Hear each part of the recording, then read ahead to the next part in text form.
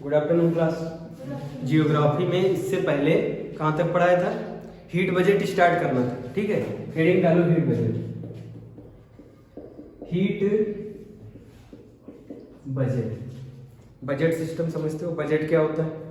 आय और व्यय को क्या कहते हैं? बजट कहते हैं। पैसे का आय, आना पैसे का और जाना, इसको क्या बोलते हैं? बजट बोलते हैं। समझ में आ रहा है? तो इसी प्रकार इसका नाम क्या है? देखो, हीट। हीट का आना और हीट का जाना क्या होगा? हीट बजट होगा। समझ में आ रहा है? भारत के पास 3 ट्रिलियन रुपए आता है। समझ में आ रहा है? आता है। उसके बाद 3 ट्रिलियन खर्च भी तो होता है। पुल में लग गया, हॉस्पिटल में लग गया, ये पॉलिसी वो पॉलिसी सब लग जाता है। समझ में आ रहा है? ये 3 ट्रिलियन आया और उसके बाद गया। एक साल के आकलन को ये 3 ट्रिलियन जो आया है और गया है, ये कहां कहां से आया है और कैसे कैसे खर्च हुआ है, कैसे कैसे आया है और कैसे कैसे खर्च हुआ है, इसके आकलन को एक निश्चित समय अवधि में आकलन को क्या कहते हैं? बजट कहते हैं। और ये इंडिया का है तो इसीलिए इसको क्या बोलते हैं? इंडियन बजट बोलते हैं। समझ में आ रहा है? लेकिन हम लोग क्या पढ़ने जा रहे हैं जियोग्राफी में? जियोग्राफी में पढ़ने जा रहे हैं हीट बजट। अब हीट का आना और हीट का एक निश्चित समय में जाना, इसके अध्ययन को क्या बोलेंगे? Heat budget. समझ में आया? देखो कहां से आएगी हीट और कहां को जाएगी हीट। हीट देने का एक ही स्रोत है पूरी दुनिया में, एनर्जी देने का। हीट मतलब क्या है? एनर्जी। समझ में आ रहा है? एनर्जी का पूरी दुनिया में एक ही स्रोत क्या है? सन। ये बना दिया ऊपर की तरफ सन। सन से हीट आएगी कहां? अर्थ पे। समझ में आया? और उसके बाद अर्थ क्या करेगी? हीट को रिसीव करेगी। उसके बाद फिर वापस किसको कर देगी? सन को। इसी के अध्ययन को क्या बोलते हैं? Heat budget. समझ में आ रहा है? सन कितनी हीट निकाल देता है इनको? 100%, पूरी 100% हीट। हीट मतलब एनर्जी। समझ में आ रहा? 100% देता है। लेकिन क्या 100% अर्थ पे आती है? ये अर्थ है। अर्थ को हिंदी में क्या बोलते हैं? पृथ्वी बोलते हैं। समझ में आ रहा है? इस पृथ्वी पे 100% आएगी। अगर 100% आ जाएगी ना पृथ्वी पे, तो पृथ्वी सेकंडों में क्या बन जाएगी? राख बन जाएगी। समझ में आ रहा है? इसीलिए 100% तो नहीं आएगी, 50% आएगी, 50% वापस चली जाएगी। समझ में आ रहा है? 100% वहां से चली है, लेकिन 100% आएगी नहीं। कितनी आएगी? 50%। 50% अर्थ रिसीव करेगा। समझ में आ रहा है? और उसके बाद ये जो 50% रिसीव करेगा, इसे भी ये वापस कर देगा। इसका मतलब ना एनर्जी आई है और ना गई। समझ में आया? इसीलिए तो कहते हैं energy nor be created never be destroyed. समझ में आ रहा है? 100% सन ने एनर्जी वहां से भेजी, लेकिन 100% नहीं आएगी। 50% तो 20 से ही उड़ जाएगी। समझ में आ रहा है? 20 से उड़ जाएगी या एब्जॉर्ब हो जाएगी। ठीक है? उड़ जाने को इंग्लिश में क्या कहते हैं? रिफ्लेक्ट हो जाना। समझ में आ रहा है? अब देखो वहां से 100% चली, पहुंचेगी कितनी? पृथ्वी तक 50% पहुंचेगी। तो 50% क्या हुई? 50% क्या हुई? यही तो समझना है। ठीक है? पहला डालो 10% तुरंत रिफ्लेक्ट हो जाएगी। तुरंत 10% डाल दे रहे हैं। तुरंत क्या हो जाएगी? रिफ्लेक्ट। 10% तुरंत रिफ्लेक्ट हो गई। समझ में आया? उसके बाद 15% रिफ्लेक्ट होगी क्लाउड से। क्लाउड मतलब बादल। बादलों से कितनी रिफ्लेक्ट हो जाएगी? 15% क्लाउड से। हम अभी रिफ्लेक्शन बता रहे हैं, एब्जॉर्प्शन नहीं बता रहे। समझ में आ रहा है? कितना रिफ्लेक्शन हुआ? 10-15 कितना हुआ? 25% हुआ। 25% का काम खत्म। 10% तुरंत और 15% क्लाउड से। क्लाउड में जो वाटर ड्रॉपलेट्स हैं, संघनन होकर जो वाटर ड्रॉपलेट्स हैं, वाटर ड्रॉपलेट्स कैसे होंगे, गोल होते हैं, और गोल पे जब किरण पड़ेगी तो वो क्या हो जाएगी, स्कैटर होगी, स्कैटर होके वो कहाँ चली जाएगी, वापस चली जाएगी। कितने परसेंट, 15%, फिर वापस चली गई। समझ में आया? तो सीधा सीधा 25% क्या हुआ, वापस हुआ, नहीं हुआ, और भी 10% वापस होगा। समझ में आ रहा है? ये प्रक्रिया खास है। 10% फिर वापस होगी, ये किसके माध्यम से, अल्बीडो। अल्बीडो किसको कहते हैं, बर्फ की टोपियां, बर्फ की टोपियों से टकरा के, बर्फ की टोपियों से टकरा के, बर्फ की जो पर्वत पे बर्फ जमी हो, बहुत कठोर बर्फ होती, समझ में आ रहा है, उसको क्या बोलते हैं, बर्फ की टोपियां बोलते हैं। जब ये किरण टकरा के वापस जाती है तब उसको अल्बीडो बोलते हैं। वो जो बर्फ जमी है उसको अल्बीडो नहीं बोलते, उसको बर्फ की टोपियां बोलते हैं। समझ में आ रहा है? जब उससे टकरा के कौन सी किरण, सन वाली किरण टकरा के वापस जाएगी, कितनी, 10%। समझ में आ रहा है? तो बताओ टोटल कितनी वापस जा रही है टकरा के, भाई जोड़ लो, 10, 15, 25, 10, 35%। 35% क्या होता है, रिफ्लेक्ट होती है, 35% रिफ्लेक्ट होगी, 15% एब्जॉर्ब होगी, 15% एब्जॉर्ब का मतलब समझते हो, रुई ले लो, पानी में डालो, रुई क्या करती, पानी को अवशोषित कर लेती, उसमें जो छोटे छोटे बड़े बड़े छेद होते हैं उनमें पानी चला जाता है, क्या कर लेते हैं, अवशोषण कर लेते हैं। किसका, पानी का कौन करता, रुई करती। उसी प्रकार से ये जो किरण है, किरण का कितने % होगा अवशोषण, 15%। कौन कौन करेगा, एक तो ओजोन लेयर करेगी, सबसे खास बात, ओजोन लेयर क्या करती, रिफ्लेक्ट नहीं करती, ओजोन लेयर क्या करती, एब्जॉर्ब करती। ओजोन लेयर एब्जॉर्ब करेगी, दूसरा बादल एब्जॉर्ब कर लेंगे, तीसरा जो क्लाउड है, और तीसरे में बस यही दो है, एब्जॉर्ब में दो है, ओजोन लेयर और क्या होगा, क्लाउड होगा। कितने %, 15%, क्लाउड और ओजोन लेयर। इतना क्लियर दिख रहा है? कितना 10% तुरंत इमीडिएट रिफ्लेक्ट कर, कितने %, 10% इमीडिएट रिफ्लेक्ट। उसके बाद 15% क्लाउड से रिफ्लेक्ट, फिर वापस चला जाना, क्या कहते हैं, रिफ्लेक्ट हो जाना। उसके बाद 10%, ये खास है, स्टार लगा दे रहे, 10% अल्बीडो मतलब बर्फ की टोपियों से टकरा के किरण का वापस जाना, क्या बोलते हैं, अल्बीडो बोलते हैं। उसके बाद 15% एब्जॉर्ब हो जाना, एब्जॉर्ब मतलब अवशोषण हो जाना, किसका, किरणों का अवशोषण हो जाना। अब कितने % टोटल हो गया, 50% टोटल खत्म, 50% निकल गया, नहीं निकल गया। अब बचा कितना है, 50%, लेकिन एनसीईआरटी में 49%। समझ में आ रहा है? 49% इसलिए नहीं लिखवाया क्योंकि कंफ्यूजन होगी, 50-50 का डाटा याद रहेगा। 49% क्या होती है, एब्जॉर्ब और रिफ्लेक्ट होती, 49%। 51% एनसीईआरटी का डाटा, 51% क्या होती आती है सतह पे। समझ में आ रहा है? जो ये किरणें सन से निकलती है, जब सन से किरणें निकलती है तो ये काफी पतली होती है। कैसी होती, काफी पतली होती। काफी पतली को क्या बोलते हैं जियोग्राफी में, शॉर्ट वेव। ये जैसे ही निकलती है 100% जो निकल रही है इनको क्या बोलते हैं, शॉर्ट वेव। समझ में आ रहा है? ये वही शॉर्ट वेव है जो रिफ्लेक्ट और एब्जॉर्ब हुई है। समझ में आ रहा है? लॉन्ग वेव क्या रिफ्लेक्ट एब्जॉर्ब अभी बताया, नहीं बताया। समझ में आ रहा है? कौन सी है ये, शॉर्ट वेव। शॉर्ट वेव क्यों कही जाती है, काफी पतली होती है इसलिए क्या बोलते हैं, शॉर्ट वेव बोलते हैं। और चलने की गति, इनकी चलने की स्पीड ज्यादा होती है। समझ में आ रहा है? जो शॉर्ट होगा, हल्का होगा, पतला होगा, उसकी स्पीड भी ज्यादा होगी, इसीलिए इनकी स्पीड ज्यादा है। इनको क्या बोलते हैं, शॉर्ट वेव। ध्यान रहेगा, जो सन से किरणें आती पृथ्वी की तरफ उनको क्या बोलते हैं, शॉर्ट वेव।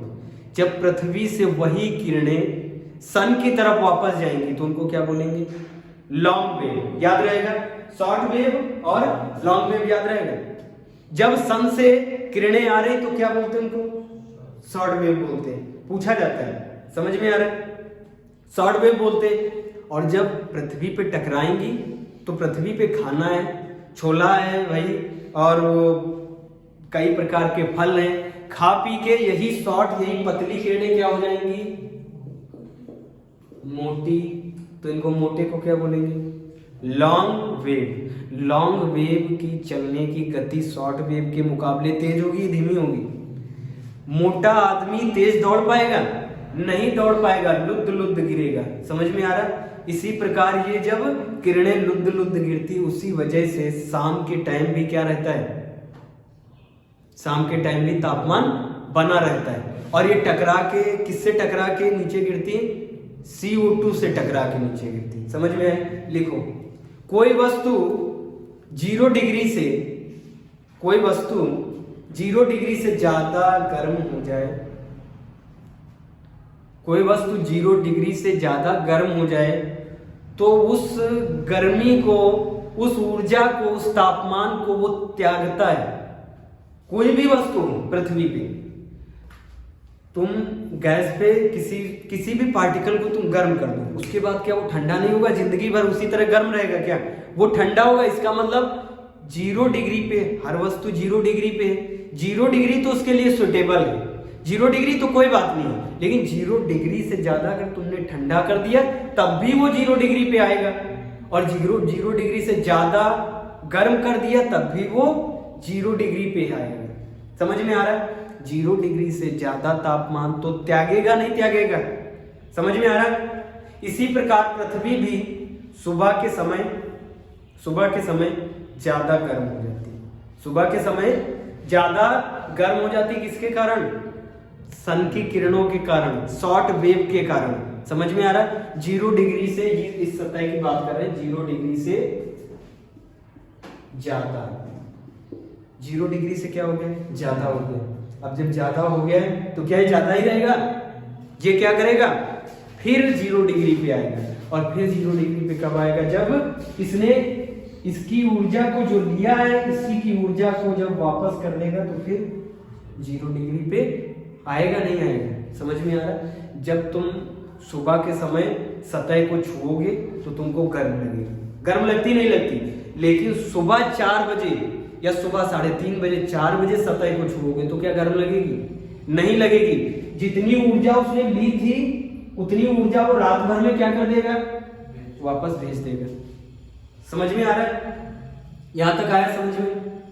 ये जो सॉलिड पार्टिकल में अगर ये होता है, ये अगर सॉलिड पार्टिकल में ये क्रिया होती है, तापमान का बढ़ना अगर सॉलिड में होता तो उसको क्या बोलते हैं? कंडक्शन बोलते हैं। क्या बोलते हैं? कंडक्शन। याद रहेगा? और ये जो सतह है ये भी तो सॉलिड है। तो बताओ, हमारी अर्थ पे जो एनर्जी का फ्लो है वो कंडक्शन है नहीं है? आया समझ में? ये क्या हुआ? कंडक्शन। कंडक्शन अगर ना समझ में आए तो हम सॉलिड बता रहे हैं, सॉलिड को गैस पे रखो, रॉड को, एक सॉलिड रॉड है लोहे का, उसको गैस पे रखोगे तो क्या हो जाएगा? गर्म हो जाएगा। गैस से हटा दोगे फिर क्या हो जाएगा? ठंडा हो जाएगा। उसी को तो केमिस्ट्री में क्या बोलते हैं? कंडक्शन बोलते हैं। वही तो हो रहा है इसमें। ये अर्थ कैसी है? सॉलिड है, ये सॉलिड गर्म हुआ, उसके बाद धीरे धीरे ठंडा हो रहा, तो इसको क्या बोलेंगे? कंडक्शन प्रक्रिया बोलेंगे, नहीं बोलेंगे? ये जो शॉर्ट वेव आ रही है, ये जो शॉर्ट वेव आ रही है, यही तो क्या कर रही है? गर्म कर रही है। शॉर्ट वेव क्या कर रही है? गर्म कर रही है। समझ में आया? और ये शॉर्ट वेव आ कहां पे रही है? टकरा कहां से रही है? पृथ्वी से। समझ में आया? पृथ्वी से टकरा रही। उसके बाद पृथ्वी पहले तो हीट हो जाएगी, हीट हो जाएगी मतलब गर्म हो जाएगी। उसके बाद ये उस गर्मी को त्याग देगी। समझ में आ रहा है? रात के समय गर्मी को क्या करेगी? त्याग देगी। और जब त्यागती है उस समय को बोलते हैं टेरेस्ट्रियल रेडिएशन। इसी लॉन्ग वेव को क्या बोलते हैं? Terrestrial radiation. याद रहेगा? ये जो पृथ्वी पे वेव आई है जिसने पृथ्वी को गर्म किया, पृथ्वी कैसी? सॉलिड है। और सॉलिड हो या कुछ भी हो, अगर 0 डिग्री से ज्यादा तो वो 0 डिग्री पे ही आएगा। समझ में आ रहा है? उसको क्या बोलते हैं? कंडक्शन बोलते हैं। कंडक्शन कहाँ हो रहा है? पृथ्वी पे कंडक्शन हो रहा है, समझ में आ रहा है? कंडक्शन का मतलब 0 डिग्री से ज्यादा हुआ है, अभी 0 डिग्री पे ही आएगा। फिर क्या होगा? ऊर्जा त्यागी जाएगी। ऊर्जा त्यागी कहां से जाएगी? इसी सॉलिड मैटर से। इस सॉलिड मैटर से जब ऊर्जा को त्यागा जाएगा तो उसको क्या बोलते हैं? टेरेस्ट्रियल बोलते हैं। अरे जो पृथ्वी है इसको टेरेस्ट्रियल बोलते हैं, समझ में आ रहा है? टेरेस्ट्रियल, पृथ्वी से सन की तरफ त्यागने वाली ऊर्जा को बोलते हैं टेरेस्ट्रियल रेडिएशन। याद रहेगा? समझ में आया? धरातल पे कितने परसेंट आएगी भाई ऊर्जा? 51%। धरातल पे कितने परसेंट आएगी? 51% आएगी। समझ में आ रहा है? धरातल के ऊपर गैसों का झुंड है, गैसों का स्तंभ है, जिसको क्या बोलते हैं? वायुमंडल बोलते हैं। समझ में आ रहा है? वायुमंडल में ये कहीं नहीं रुकेगी। कौन? शॉर्ट वेव वायुमंडल में कहीं नहीं रुकेगी, इसलिए क्योंकि ये पतली है। समझ में आ रहा है? गैसों में जो बॉन्डिंग होती है आपस में, जो उनका साझा होता है, उस साझे के बीच से ये निकल आती है। समझ में आ रहा है? क्योंकि ये शॉर्ट है। समझ में आ रहा है? लेकिन ये टेरेस्ट्रियल रेडिएशन कैसी हो गई? मोटी हो गई। मोटी कैसे होगी? जैसे ये सतह पे गिरती है तो सतह पे क्या होती है? फैल जाती है। यही रेडिएशन, ये जो किरणें हैं जब सतह पे गिरती है फैल जाती है, और फैल जाएंगी तो बताओ ये जो छेद है, ऐसी फैली हुई ये किरणें जो हैं फैली हुई है, तो क्या इस छेद से निकल पाएंगी? नहीं निकल पाएंगी। इसीलिए बार बार टकरा के वापस, और इस वेव में क्या भरा हुआ है? गर्मी भरी हुई है। क्या भरा हुआ है? एनर्जी भरी हुई है, ऊर्जा भरी हुई है। अरे जब बार बार वापस आएगी तो तुमको गर्म महसूस होगा? नहीं होगा। इसीलिए रात के समय भी अर्थ बर्फ का गोला नहीं बनती। किसके कारण? इसी लॉन्ग वेव के कारण। समझ में आया? ना कि शॉर्ट वेव के कारण। याद रहेगा? लॉन्ग वेव के कारण ही अर्थ बर्फ का गोला नहीं बनती। इतना क्लियर है? फिर नोट डाउन करो। कितने परसेंट आ रहे? 51% आ रही। तो क्या ये 51% रुकी रहेगी यहीं पे हमेशा के लिए? अगर सोचो तुम 51% यहाँ पे आ गए, उसके बाद दूसरे दिन भी 100% छोड़ी ऊर्जा को। किसने? सन ने छोड़ा 100% में 50% वहीं मामला सेट हो गया, उसका वापस चली गई, एब्जॉर्ब हो गई। लेकिन 50% तो फिर आएगी ना, 50% फिर आएगी, तो ऐड करो 50-50 को। 50 + 50 डेली 50-50 ऐड होता जा रहा है। कितना ऊर्जा हो जाएगी? आज करोड़ों साल निपट गए तब तो अर्थ को दब जाना चाहिए था। समझ में आ रहा है? इसका मतलब कि ये जो 100% सन से ऊर्जा निकली है, 100% पूरी वापस जाएगी। कितनी जाएगी? 100% पूरी जाएगी वापस। कितनी जा चुकी है? तुरंत एब्जॉर्ब हो गई, चली गई 50%। 50% जो सतह पे, ये देखो सतह पे आई है, जैसे ही ये ऊर्जा सतह पे टकराएगी, वैसे ही ये क्या होगी? फैल जाएगी। फैली हुई चीज को क्या कहते हैं? लॉन्ग। समझ में आया? यही शॉर्ट वेव क्या बन जाएगी? लॉन्ग वेव बन जाएगी। समझ में आ रहा है? अब देखना, लेकिन सन ने जब 100% ऊर्जा को छोड़ा था, उसने कहा था 100% छोड़ तो रहे हैं हम, लेकिन 100% हमको चाहिए वापस, हमको 100% चाहिए। समझ में आ रहा है? तो 100% ये 50% तो वापस चली गई। आप किसका नंबर है? 50% का नंबर है।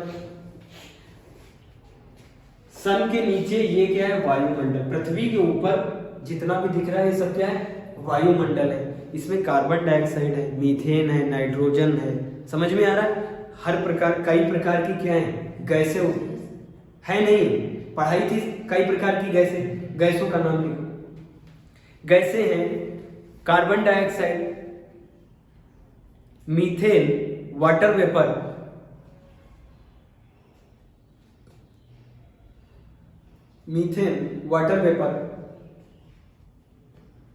वाटर वेपर लिखा, इतने से काम चल जाएगा। ठीक है? कार्बन डाइऑक्साइड इधर लिखे रहते हैं। ये है अर्थ की सतह के ऊपर जो पुलिंदा है हवाओं का जो पुलिंदा है, हवाओं का, समझ में आ रहा है, पवनों का जो पुलिंदा है उसको क्या कहते हैं? वायुमंडल कहते हैं। वायुमंडल, हवा मतलब क्या होता है? हवा मतलब गैस, समझ में आ रहा है? हवा मतलब गैस। जब हमारे शरीर पे वो लगती है एक फोर्स से, अगर क्षैतिज लग गई तो उसको क्या बोलते हैं? पवन बोलते हैं, समझ में आ रहा है? अगर बहुत तेज क्षैतिज गति में बहुत तेज लगे तो उसको आंधी बोलते हैं, समझ में आ रहा है? उसको क्या बोलते हैं? आंधी बोलते हैं। अगर क्षैतिज रूप में वो गैस ना लगे, ऊर्ध्वाधर ऐसे उठती ऊपर जा रही, समझ में आ रहा है? तो उसको क्या बोलते हैं? संवहन बोलते हैं, समझ में आ रहा है? पवन और संवहन में अंतर आ रहा है। पवन ऐसे ऐसे चलती है, जब हमारे शरीर पे इस हॉरिजेंटल वे में हवाएं लगी उसको क्या बोलते हैं? पवन बोलते हैं। हनुमान जी का नाम भी क्या था? पवन। और वो उड़ते कैसे थे? ऐसे उड़ते थे? नहीं उड़ते थे। जब ऐसे हवाएं चले, ऐसे गैसें संचलित हो तो उसको क्या बोलते हैं? पवन बोलते हैं। और जब हनुमान जी ऊपर को उड़े सीधे सीधे ऐसे, तो उसको क्या बोलते हैं? कन्वेंशन या संवहन बोलते हैं, समझ में आ रहा है? यही हवाएं पृथ्वी के ऊपर प्रेजेंट है। यही हवाएं बोल दें या फिर यही गैसें बोल दें, समझ में आ रहा है? ये क्या है? गैस, गैसों का झुंड। गैसों का झुंड कौन सा? कार्बन डाइऑक्साइड का झुंड, वाटर वेपर का झुंड, ऑक्सीजन का झुंड, इनका सबका झुंड ही क्या कहलाता है? हवाओं का झुंड, समझ में आ रहा है? अब जब ये आ तो गई, इनको पार करके इनको पेनिट्रेट करना बहुत आसान है। किसको? शॉर्ट वेव को बहुत आसान है। लेकिन इन्हीं हवाओं को, इन्हीं ये जो पुलिंदा है गैसों का, इनको वापस ये जो किरणें आई हैं जो सतह पे टकरा चुकी है, अब वापस जाना आसान नहीं है, समझ में आ रहा है? वापस जाना आसान नहीं है क्योंकि अब ये क्या हो चुकी है? Long wave. क्लियर है? अगर ये आसान होता, अगर जाना आसान होता, देखो प्रकृति ने ही ऐसा सब कुछ बनाया है। अगर आसान होता तो 100% आई, 50% आई और 50% तुरंत निकल गई। और जैसे ही, मतलब निकल गई का मतलब जैसे ही सूर्यास्त हुआ तुरंत फट से निकल गई, तो शाम के समय बर्फ का गोला बन जाएगा। अर्थ क्या हो जाएगी? बर्फ का गोला हो जाएगी। इसीलिए भगवान ने ये पूरा पुलिंदा बनाया और इनसे कहा है कि जो भी किरणें मोटी हो, खा पी के मोटी हो गई, फैल गई, उनको वापस ना जाने देना। किससे बोला है? गैसों से बोला है। इसमें सबसे बड़ा जो रोकने का काम करता है, जो गैस में सबसे ज्यादा रोकने का काम करता है, वो है कार्बन डाइऑक्साइड। समझ में आ रहा है? यही कार्बन डाइऑक्साइड है जो लॉन्ग वेव को सबसे ज्यादा जाने से रोकती है। समझ में आ रहा है? इसीलिए ग्रीन हाउस इफेक्ट वाली गैस है कई सारी, लेकिन कार्बन डाइऑक्साइड को ही बोला जाता है। समझ में आ रहा है? ग्लोबल वार्मिंग के लिए सबसे ज्यादा कौन सी है? कार्बन डाइऑक्साइड बोला जाता है। समझ में आ रहा है कई सारी, लेकिन बोला किसको जाता है? कार्बन डाइऑक्साइड को। किस वजह से बोला जाता है? क्योंकि ये कंबल बनाती है। ये क्या बनाती है? ब्लैंकेट बनाती है। समझ में आया?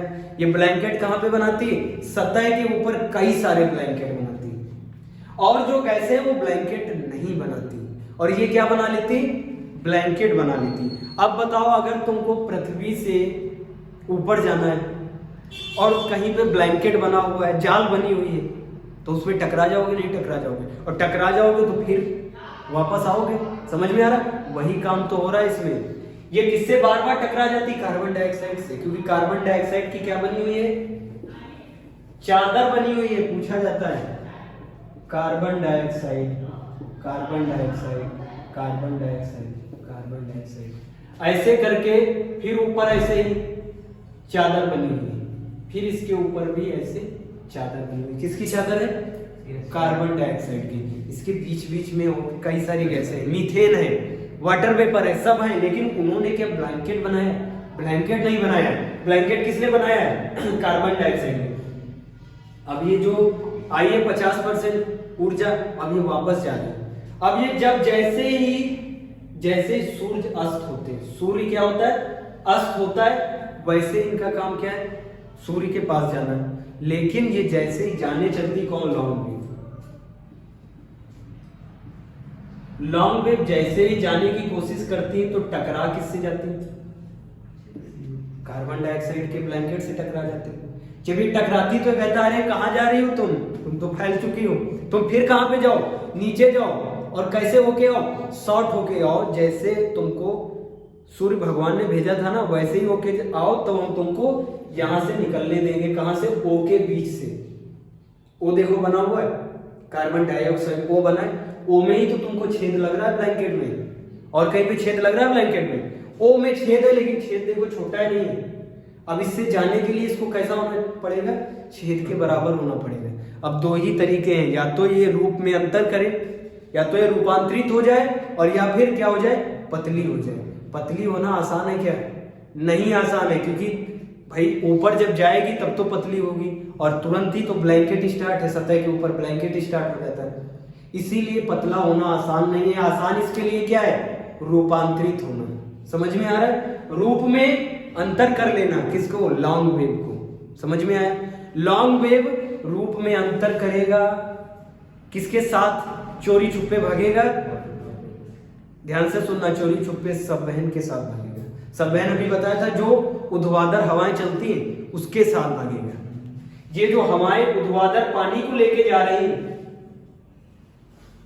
जो पानी को लेकर जा रही हवाएं, उनमें ही कौन छिप जाएगा? लॉन्ग वेव छिप जाएगी, और ये O2 के बीच से निकल जाएगी। समझ में आया? और दूसरा रूप में अंतर संघनन में। संघनन में निकल के संघनन के द्वारा 10% ऊर्ध्वाधर हवाओं के द्वारा, और 24% किसके द्वारा? संघनन प्रक्रिया के द्वारा ये छिप के निकल जाती है। कौन सी? Long wave. लेकिन इसमें 16% ऐसी हैं जो सतह पे आती है, कुछ खाती नहीं। जब वो कुछ खाती नहीं तो क्या वो मोटी हो जाएंगी? नहीं होगी। इसीलिए 16% टेरेस्ट्रियल रेडिएशन तुरंत वापस चली जाती है। कितने परसेंट? 16%। ये वो 16% हैं जो टेरेस्ट्रियल है, सतह पे आ चुकी है, ऊर्जा दे चुकी है सतह को। समझ में आ रहा है? लेकिन इन्होंने कुछ खाया पिया नहीं। खाएंगी पिएंगी नहीं तो बताओ मोटी होंगी क्या? जब मोटी नहीं तो फटाक से ये जो CO2 का छेद है इससे फटाक से निकल जाएंगे। फटाक से टेरेस्ट्रियल रेडिएशन कितने परसेंट निकल जाती? 16%। समझ में आया? संवहन में छिप के कितने परसेंट जाएगी? 10%। समझ में आया? बचा कितना? 50% में। जरा देखो कितना बचा भाई? 16% तुरंत 10% कितना हो गया? 26% हो गया। कितना बचा है? 24% बचा है। 24% संघनन की प्रक्रिया से।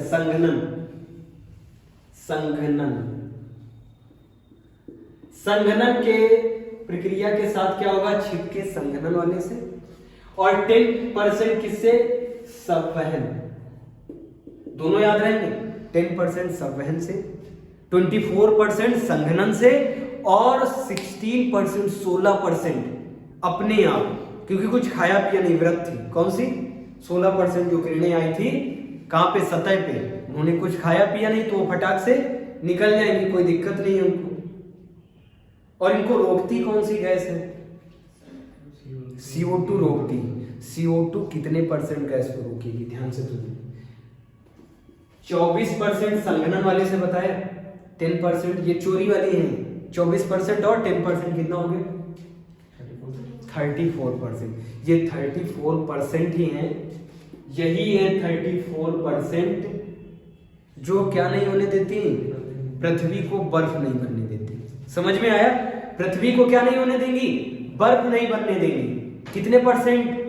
34%। आया समझ में? 34% बार बार लड़ के वापस आती। किससे लड़ के वापस आती? कार्बन डाइऑक्साइड के ब्लैंकेट से, कार्बन डाइऑक्साइड की चादर से लड़ेंगी और वापस। समझ में आ रहा? ये जब वापस आती, कोई भी चीज दुनिया में जैसे ही गति करती तो ऊर्जा इमिट करती। समझ में आ रहा? दुनिया में कोई भी चीज अगर गति करती है, अपनी जगह पे है तो ऊर्जा नहीं इमिट करेगी, जैसे ही वो गति करेगी। कोई भी चीज हो जैसे ही गति करेगी, समझ में आ रहा है, वो क्या इमिट करेगी? ऊर्जा। समझ में आ रहा नहीं आ रहा? ये यहां से 34% चली तो ऊर्जा इसमें छोड़ा, ठीक है, और जब ये वहां पे लड़ गई कार्बन डाइऑक्साइड के ब्लैंकेट से और फिर वापस आई तो ऊर्जा छोड़ते छोड़ते ही तो आ रही। समझ में आ रहा है? तो बताओ ये ऊर्जा किसको मिलेगी? हम लोगों को, पृथ्वी पे रह रहे इंसानों को। तो उनको कैसा लगेगा? ठंडा लगेगा या गर्मी लगेगी? हल्की फुल्की गर्मी लगेगी। समझ में आ रहा है? इसीलिए पूरी रात भर हल्की फुल्की गर्मी लगती है। ऐसा नहीं होता कि बर्फ हो गई पूरी पृथ्वी। वो किसकी वजह से? इस 34% की वजह से। 34% बार बार किससे लड़ जाती? कार्बन डाइऑक्साइड के ब्लैंकेट से।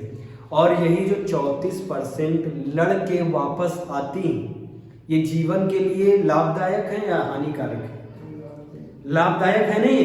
इसी प्रक्रिया को क्या कहते हैं? Green house effect. ध्यान कर लो, ग्रीन हाउस इफेक्ट पूछा जाता था छोटे क्लासों में। ग्रीन हाउस इफेक्ट को बताओ, वो लाभदायक है कि हानिकारक है? बताओ, लाभदायक है हानिकारक है? लाभदायक है। लेकिन यही ग्रीन हाउस इफेक्ट अगर ज्यादा हो जाए, बहुत ज्यादा गर्मी हो जाए पृथ्वी पे, तो हानिकारक है। समझ में आ रहा है? और जब ज्यादा हो जाएगा तो उसको क्या बोलते हैं? ग्रीन हाउस इफेक्ट ना बोल के क्या बोलते हैं? ग्लोबल वार्मिंग बोलते हैं। समझ में आया? यही है ग्रीन हाउस इफेक्ट। ये जो ग्रीन हाउस इफेक्ट अगर तुमको शुद्ध भाषा में पूछा जाए, सरल एकदम पूछा जाए, तो क्या होगा? 34% long wave, 34% long wave carbon dioxide के ब्लैंकेट से टकरा के वापस आना, बार बार ब्लैंकेट से टकरा के वापस आना और एनर्जी का इमिट करना, उसी को क्या बोलेंगे?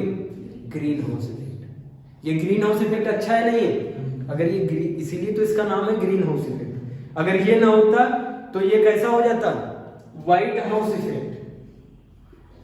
व्हाइट हाउस इफेक्ट मतलब हाउस का मतलब यहाँ पे पृथ्वी है, और व्हाइट क्या हो जाती है? मतलब बर्फ से ढक जाती है। तो इसको क्या बोलते हैं? White house effect. समझ में आया? ये ग्रीन रहती है, हरी भरी रहती है, किसके कारण? इसी 34% हीट के कारण। इसीलिए इसको क्या बोलते हैं?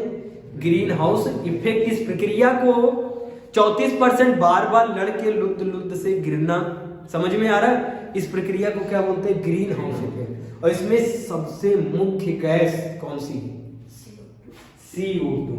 ग्रीन हाउस इफेक्ट की सबसे मुख्य गैस CO2। दूसरी पूछ ले, दूसरे नंबर पे मीथेन लगा देना, तीसरे नंबर पे वाटर वेपर लगा देना। समझ में आया? इन्हीं तीनों से आएगा। सबसे पहले से ही आता है कार्बन डाइऑक्साइड, दूसरे पे